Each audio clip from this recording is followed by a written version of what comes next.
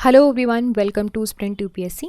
So we are discussing the history of Tamil Nadu board और हम हैं समरी चैप्टर पे, चैप्टर 14 का समरी पढ़ेंगे हम यहाँ पे। So which is the spread of Indian culture into other Asian nation. So इस चैप्टर में हम समराइज करेंगे, रिविजन सेशन है। अगर आपको डिटेल में पढ़ना है तो आप ऑलरेडी हमने जो है इसको काफ़ी डिटेल में डिस्कशन किया है, वो वीडियोस जाके पहले आप देख लीजिए। This is just a revision session. So पहले देख लीजिए कि कंटेंट्स क्या क्या हैं इस पूरे चैप्टर के। तो पहले तो आप ये देखेंगे कि the spread of Indian culture in other Asian countries. तो कैसे कैसे एशियन कंट्रीज़ हो गई, सेंट्रल एशिया में कैसे स्प्रेड हुआ, India China, India Tibet, India Sri Lanka, Indian culture in south east Asia, basically आपके कंबोडिया, चांपा, सुमात्रा, जावा, बाली, म्यांमार में किस तरह से हमारा भारत का कल्चर गया। ओके। सो देखिए, अगर हम कमर्शियल, पहले तो हम बात करते हैं कि हमारे भारत का जो कल्चर है वो दूसरे देशों में कैसे पहुंचा। तो पहली बात तो ट्रेड से, कमर्शियल कॉन्टेक्ट वो बहुत पहले से ही चलते हुए आ रहे थे। फिर उसके बाद ये जो ट्रेड हुआ और जैसे कि बॉर्डर्स खुली, लोगों का आना जाना हुआ, तो language, religion, art, architecture, philosophy, beliefs, custom, manners, ये सब के सब क्या होने लगे, मूव होने लगे, इन सब का मूवमेंट होने लगा। फिर उसके बाद जो पॉलिटिकल एडवेंचर्स होते थे उसकी वजह से क्या होता था कि हम कुछ नेबरिंग स्टेट्स हैं उनको अपनी टेरिटरी में लेकर आ जाया करते थे। तो उसकी वजह से क्या है, आपके हिंदू किंगडम्स के पार्ट बने साउथ ईस्ट एशिया के बहुत से किंगडम, और यहाँ पे कल्चर का जो है ट्रेड हुआ। बात करते हैं सेंट्रल एशिया की। So Central Asia was a very great centre of Indian culture during the early centuries of the Christian era. बहुत से मॉन्यूमेंट्स अनर्थ किए गए हैं अफगानिस्तान, कोटाम का, खानशकर्स वगैरह से। और इंडियन कल्चर जो है वो तिब्बत और चाइना में भी सेंट्रल एशिया से ही जो गया था। फिर बात करते हैं इंडिया और चाइना के बारे में। तो चाइना दोनों लैंड रूट से, सी रूट से, दोनों तरह से इन्फ्लुएंस हुआ है।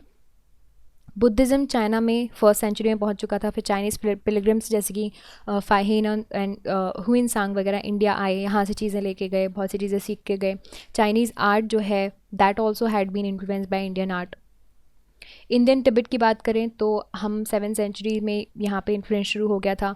जो बुद्धिस्ट किंग थे गम्पो, उन्होंने जो सिटी ऑफ लासा है वो फाउंड की थी, एंड उन्होंने बुद्धिज़्म वगैरह जो है इंट्रोड्यूस किया था। फिर उसके बाद बड़ी फेमस सिटी बन गई है। फिर उसके बाद Tibetan alphabets they are devised with the help of Indian scholars.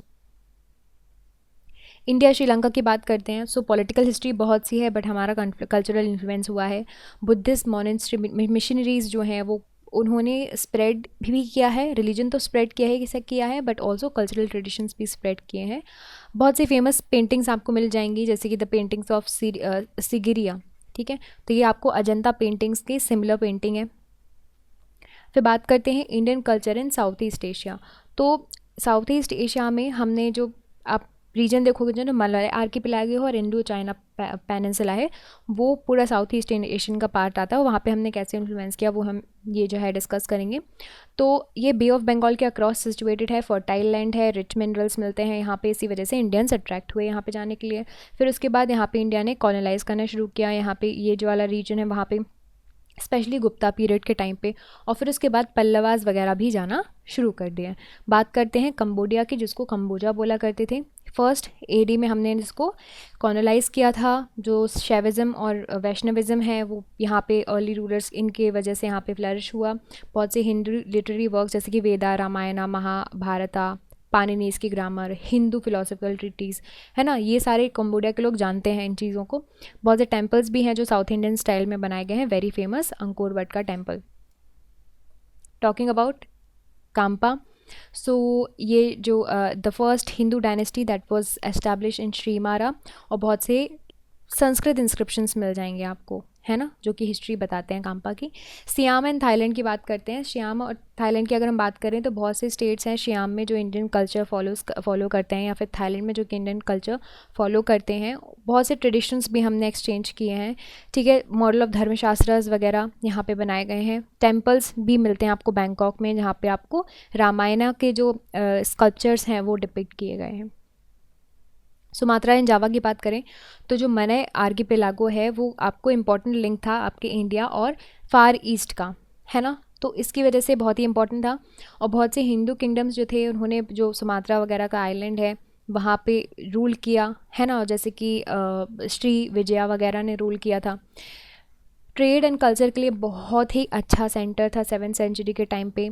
Indo Java art भी है, वो आपको मिल जाएगा बोरोबुदुर के जो स्कल्पचर्स हैं वहाँ पे, ठीक है, जो कि पैटर्नाइज किया था शैलेंद्र राज ने। टॉकिंग अबाउट बाली, तो डायनेस्टीज़ वगैरह आपको हिंदू डायनेस्टी वहाँ पे मिल जाएंगे। Itsing refers the prevalence of Buddhism in the 7th century there. Stone and copper plate inscriptions आपको इस आइलैंड में पाए गए हैं, है ना, जिसके बाद आपको पता चलता है कि इंडिया ने डायरेक्टली कॉलोनाइज़ किया था। म्यांमार की बात करें तो कॉन्टेक्स्ट इंडिया बर्मा जो म्यांमार है आज की डेट में, वो बहुत पहले से अशोका के टाइम से ही थे, जब अशोका ने मिशनरीज वगैरह भेजे थे म्यांमार को। So guys, this is it and this is the entire revision session of your this entire chapter। थोड़ा छोटा चैप्टर था बट हमने इसको काफ़ी डिटेल में डिस्कस किया है, और आज के इस डिस्कशन में हमने इसको सिर्फ समराइज़ किया है। हमने सिर्फ इसके छोटे छोटे पॉइंट्स देखे हैं कि किस तरह से भारत का कल्चर दूसरे देशों में पहुंचा। इसको हमने डिटेल में भी डिस्कस किया कि किस रूलर ने कहाँ पे कैसे क्या किस वक्त पे राज किया था, और किस तरह से उन्होंने अपने यहाँ का ट्रेडिशन कल्चर जो है वो वहाँ पे स्प्रेड किया, और किस तरह से हमारे यहाँ का कल्चर एंड ट्रेडिशन वहाँ पर गया।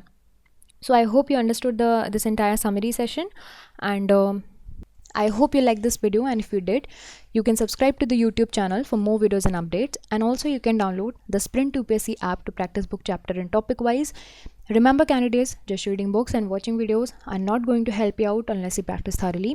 So identify your mistakes and work to improve your performance, and Sprint UPSC is the perfect app to do all of this. अगर आपको ये वीडियो पसंद आया हो तो हमारे YouTube चैनल को सब्सक्राइब कीजिए, और वीडियोज़ एंड अपडेट्स के लिए साथ ही साथ डाउनलोड कीजिए स्प्रिंट UPSC ऐप। यहाँ पर आप अपनी book chapter and topic wise practice कर सकते हैं। देखिए, सिर्फ बुक पढ़ने से और वीडियोज़ देखने से मदद नहीं मिलेगी। जब तक आप अच्छे से प्रैक्टिस नहीं करोगे तो अपनी मिस्टेक्स को जानिए, परफॉर्मेंस को इम्प्रूव कीजिए, और स्प्रिंट UPSC इसके लिए परफेक्ट ऐप है। I will see you soon in the next video. Thank you very much.